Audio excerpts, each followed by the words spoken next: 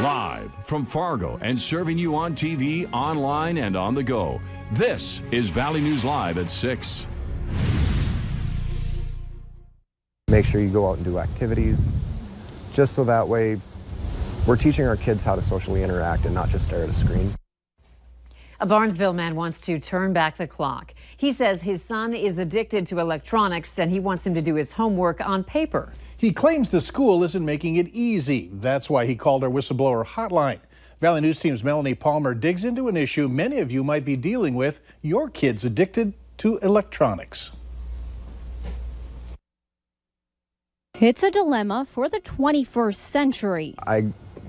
I got to be a watchful parent, especially with the internet. Dane Stuber lives in Barnesville. His son is a 7th grader at Barnesville High School. Stuber doesn't like a policy within the Barnesville School District. He says it requires students to do all their homework on tablets or electronics. He tells us it's enough. His son is addicted to electronics and he wants it to stop. When it's hard for him to watch a TV show because he's more interested in watching a YouTube video but still has to have both of them on, or doesn't want to wake up on time because he stayed up way too late watching the tablet or falling asleep with it in his hands or hiding it. But Barnesville High School is a paperless school. On top of that, he thinks schools are becoming too revolved around electronics, period. Any reference he needed, he was supposed to watch a YouTube video that he explained to me that she had shown in class that day.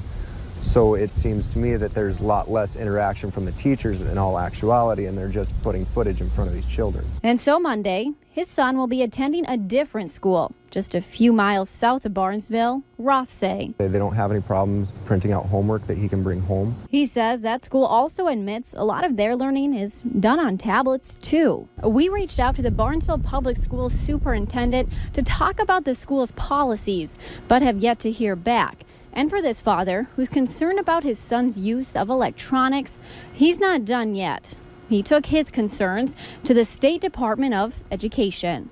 In Barnesville, Melanie Palmer, Valley News Live. One other point, the father we talked to tells us not only does he not want his son to use a tablet for homework, but he was asked to pay for it. He says a deposit is required regardless if the student uses it at home. If you need help uncovering fraud or corruption in your community, call our whistleblower hotline. We'll do our best to get to the bottom of it. Call 701-237-6576 and leave your tip. A member of our investigative team will get on the case and go to work to expose the truth. Charges have been dropped against a former Pembina County Sheriff's deputy accused of domestic abuse. Brad Bowman was alleged to have punched his ex-fiancée in the face in April. Bowman denied it and claimed Nicole Ron made false accusations against him. A BCI investigation stated there wasn't enough evidence to convict either of any criminal activity without reasonable doubt. Bowman resigned from the Pembina County Sheriff's Department last week. An inmate that went missing for nearly 2 days from work release is back in custody. Michael Dickinson was arrested in Hubbard County, Minnesota today. Authorities say on Sunday he failed to report back to the Barnes County Correctional Facility. Additional charges are expected. Here's hoping the wind was at your back for most of the day. It was strong enough to make a difference, that's for sure. Let's check in with Hutch to find out if it's going to die down tonight. Hutch? Oh, we are expecting some significant changes tonight, and for our northern viewers, we will definitely have a chance for seeing as I check my microphone here. Okay, we will make sure it gets turned back on. Oh, I'm out of batteries. Thank you so much, Andrea. Thunderstorms moving through the Northern Valley have prompted a severe thunderstorm warning, mainly for Walsh County and the extreme north reaches of Grand Forks County. It's moving east at about 20 to 25 miles per hour.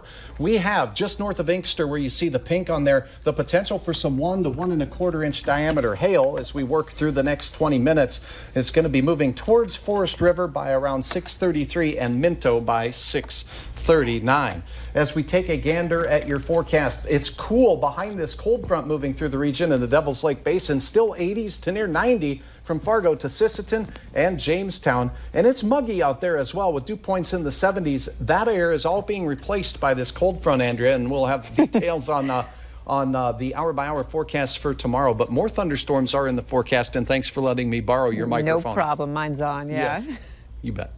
A Fargo man has been sentenced to 15 years in federal prison for child porn charges. Police say they got a tip that 26-year-old Damian Olvera had uploaded pictures of a young girl to his Gmail account. He was charged with possessing and receiving child porn. Olvera will also have 15 years of supervised release and must pay $200 to a crime victims fund. A Minnesota attorney has been suspended after several allegations were made against him. Court documents say that Todd Crabtree of Vergas responded to a scam that resulted in the theft of clients' funds. The allegations also included law-related debt, dishonest and misleading fraudulent activity, and notarization of his own signature. Crabtree isn't allowed to petition for reinstatement for 9 months from the date of his suspension. Police in Bemidji are looking for 2 people connected to a couple of ongoing investigations, and they're asking for your help in identifying the man on the left as well as the woman on the right. If you know either, contact Bemidji Police, the phone number 218-751-9111. In tonight's schemes and ripoffs, the Devils Lake Police Department says scammers are targeting people in the area in an effort to get their hands on your information. They made a post to their Facebook page today saying scammers are now making phone calls and impersonating the IRS, Social Security Office, Windows tech departments, and local banks. Devils Lake Police say do not fall victim to these scammers and hang up immediately if you receive a phone call like this. The driver of a jet ski at the center of a crash in June that led to a death of a 10-year-old girl has pleaded guilty to a misdemeanor charge and will pay a $475 fine.